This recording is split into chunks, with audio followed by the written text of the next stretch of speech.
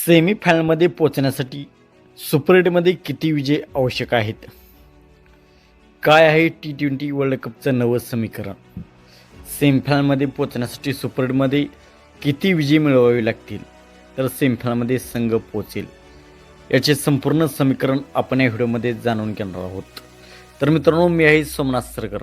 आपण पाहतात cricket Marathi. T20 world cup 2026 आता पुढच्या टप्प्यात म्हणजेच सुपर एटमध्ये पोहोचला आहे. स्पर्धेतील ग्रुप स्टेजचे सामने पूर्ण झाले असून त्यानंतर भारत, दक्षिण Africa, Zimbabwe, West Indies, England, Sri Lanka, Pakistan आणि न्यूझीलंड या संघांनी सुपर 8मध्ये आपले स्थान निश्चित केले आहे. या टप्प्यात संघांना 2 गटात विभागण्यात आले आहे. सुपर एटमध्ये हे संघ सेमीफायनलमध्ये पोहोचण्यासाठी झुंज देतील. 2 गटामध्ये प्रत्येकी 4 संघाची विभागणी करण्यात आली असून सर्व संघांना सेमीफायनलपूर्वी 3 सामने खेळायचे आहेत. गटातील प्रत्येक संघ इतर संघाविरुद्ध मुकाबला करेल.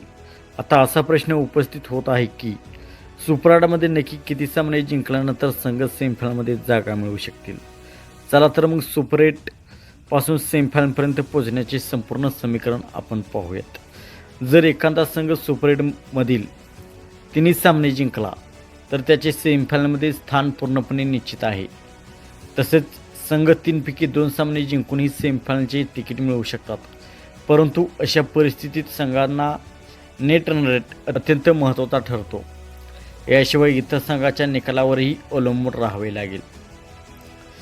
जर एखाद्या संघाने सुपर एटमध्ये फक्त एका सामन्यात विजय मिळवला तर तो संघ सेमीफायनलच्या शर्यतीतून बाहेर होतो.